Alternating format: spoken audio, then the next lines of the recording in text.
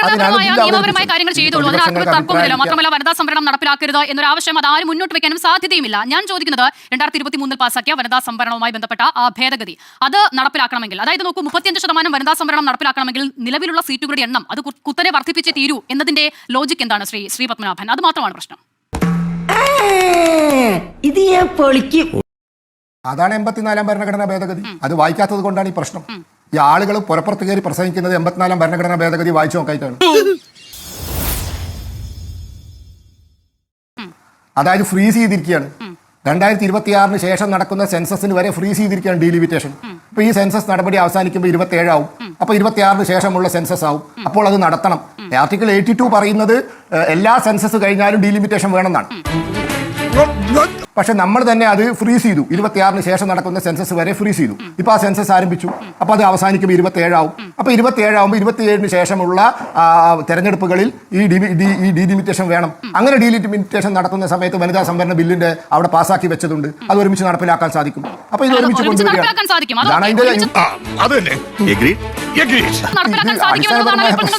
അതിനെക്കുറിച്ചല്ല ചോദ്യം.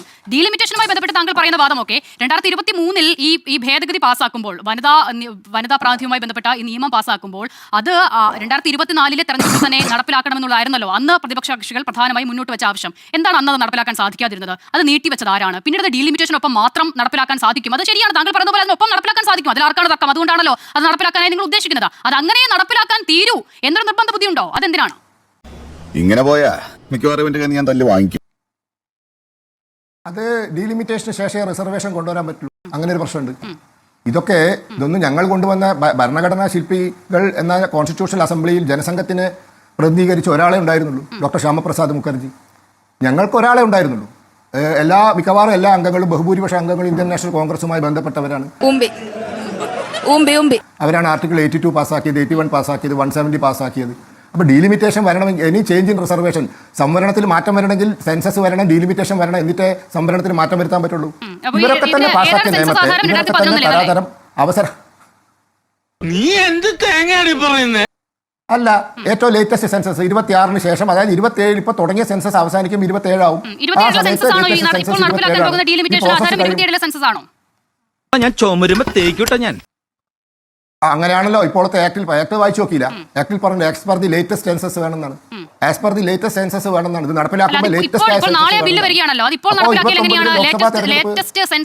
ആധികാരികമാകുക. അപ്പോൾ അങ്ങനെ വരുമ്പോൾ ഏറ്റവും ഒടുവിൽ വന്ന സെൻസസ് 2011 സെൻസസ് അല്ലേ? അത് 15 വർഷം മുൻപത്തതാണ്. ബെസ്റ്റ് തല മാംഗ്ലൂർ മെയിലിന് വെക്കാൻ പറ്റിയ തല. എന്തായി പറയുന്നത്? നിയമം പാസ്സാക്കി പിറ്റേന്ന് നടപ്പിലാക്കാൻ പറ്റുമോ? ഒരു കമ്മീഷനെ വെച്ചിട്ട് കമ്മീഷൻ ഇന്ത്യയിലെ സാധാരണക്കാരൻ മുതൽ അങ്ങ് നിയമവിദഗ്ധരുടെ വരെ അഭിപ്രായം തേടണ്ടേ?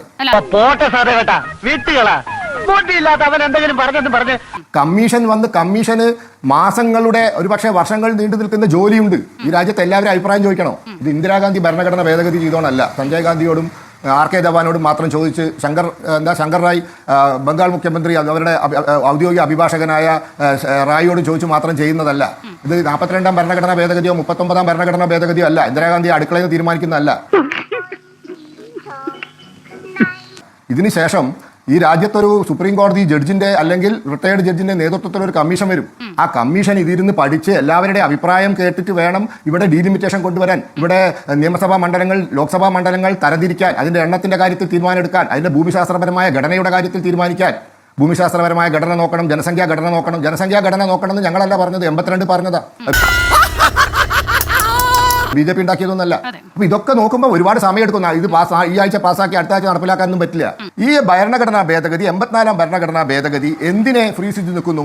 1971 ജനസംഖ്യാ കണക്കെടുപ്പിന്റെ അടിസ്ഥാനത്തിൽ, ജനസംഖ്യയുടെ അടിസ്ഥാനത്തിൽ കൊണ്ടുവന്ന രാഷ്ട്രീയ പ്രാതിനിധ്യത്തെ, ജനകീയ പ്രാതിനിധ്യത്തെ 2026 ശേഷം നടക്കുന്ന സെൻസസ് വരെ നിർത്തിവെക്കുന്നു.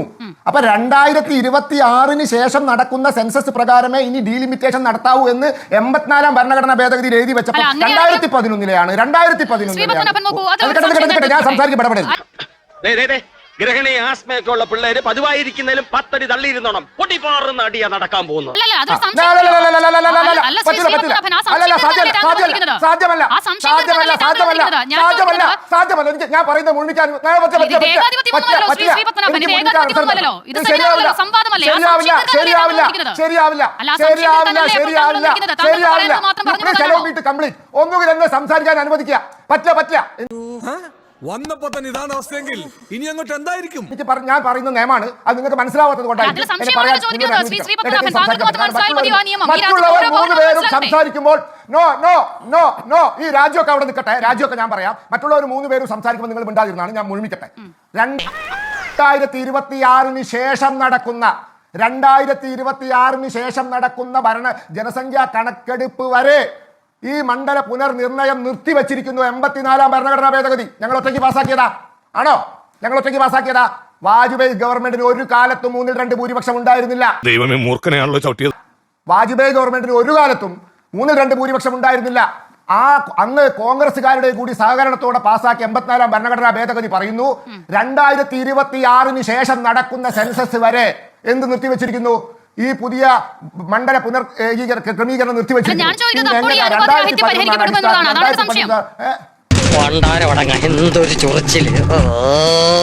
കള്ളത്തരം പറയാ. ഇനി നിക്കട്ടെ. ആ 82-ാം ആർട്ടിക്കിൾ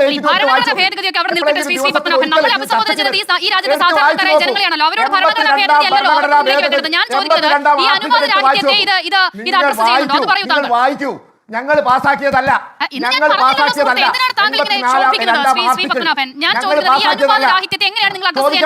കള്ളത്തരം പറഞ്ഞ പിന്നെ കള്ളത്തരം പറയരുത്, നുണ പറയരുത്. 82-ാം ഭരണഘടനാ ഭേദഗതിയിൽ പറഞ്ഞതാണ് എല്ലാ ജനസംഖ്യാ കണക്കെടുപ്പ് കഴിഞ്ഞാലും മണ്ഡല പുനരേകീകരണം നടത്തണമെന്ന്. അത് ഫ്രീസ് ചെയ്തതാണ് 84 എല്ലാവരും കൂടി പാസ്സാക്കിയതാ, ഞങ്ങൾ ഒറ്റയ്ക്ക് പാസ്സാക്കിയതല്ല. അത് പ്രകാരം ഫ്രീസ് ചെയ്തു 26 ശേഷം നടക്കുന്ന കണക്കെടുപ്പ് വരെ. പിന്നെ എങ്ങനെ 11 കണക്കാന്ന് പറയാ? ഇതൊക്കെ എന്റെ ഒരു നമ്പർ അല്ലേ? ഏകപക്ഷീയം നടത്തും ഈ ഗവൺമെന്റിന്. നിക്കട്ടെ, നിങ്ങൾ ഇങ്ങനെ അക്ഷമരാവണ്ട. നിങ്ങളുടെ പ്രശ്നം എനിക്കറിയാം. നിങ്ങൾ ഇൻട്രോവിൽ സ്റ്റേറ്റ്മെന്റ് നടത്തിയ ആളാ, പ്രസ്താവന ഇറക്കിയ ആളാ. നിങ്ങൾ ഇൻട്രോയിൽ ഒക്കെ ഞാൻ കേട്ട് മിണ്ടാതിരുന്നത് ഞാൻ പൊട്ടനായതുകൊണ്ടല്ല, എനിക്കിതൊക്കെ മനസ്സിലായിട്ടുണ്ട്. അതിന്റെ ആവശ്യമില്ല. എന്റെ അവസരത്തിൽ എന്നെ സംസാരിക്കാൻ അനുവദിക്കണം. നിലവിൽ ബിജെപിയുടെ കക്ഷി നില അനുസരിച്ച് ഇപ്പോൾ ഈ ബില്ല് ഈ നിയമം അത് പാസ്സാക്കാനുള്ള കക്ഷി നില നിലവിൽ ബിജെപിക്ക് ഇല്ല. പ്രതിപക്ഷം ഒരുമിച്ച് നിന്നാൽ അതിനെ മറികടക്കാൻ അവർക്ക് സാധിക്കുകയും ചെയ്യും. അപ്പോൾ എന്താണ് ബിജെപി ഉദ്ദേശിക്കുന്നത് മുന്നോട്ട്? ബിജെപി എന്ത് ചെയ്യുന്ന ആലോചിച്ചിട്ട് നമ്മൾ ഇവിടുന്ന് ബേജാറാവണ്ട. അത് പാർലമെന്ററി കാര്യമന്ത്രിയും കേന്ദ്ര സർക്കാരും നോക്കിക്കോളും. 84-ാം ഭരണഘടനാ ഭേദഗതി അടൽ ബിഹാരി വാജ്പേയി കൊണ്ടുവന്നത് ഭൂരിപക്ഷം ഉണ്ടായിട്ടല്ലേനോ? ഞാൻ ഒരു വാക്കും കൂടി വായിച്ച് അവസാനിപ്പിക്കാം. പ്രൊപ്പോഷണൽ റെപ്രസെന്റേഷന്റെ ഫെയർനെസ് ഉറപ്പുവരുത്തിക്കൊണ്ട് ഓരോ സെൻസസിന് ശേഷം ചെയ്യണം. അപ്പൊ ഇതിന് പാരെ കുറ്റം പറയേണ്ടത്? നിങ്ങൾക്ക് ബിജെപിയെ കുറ്റം പറഞ്ഞിട്ട് മനസ്സമാധാനം കിട്ടുകയാണെങ്കിൽ പറഞ്ഞോളൂ, ഞങ്ങൾക്ക് വിരോധമൊന്നുമില്ല. അങ്ങോട്ട് പോയിക്കോളി, ബാക്ക് എടുത്തോളി, പോയിക്കോളി, വീട്ടിൽ പോയിക്കോളി. ശരി.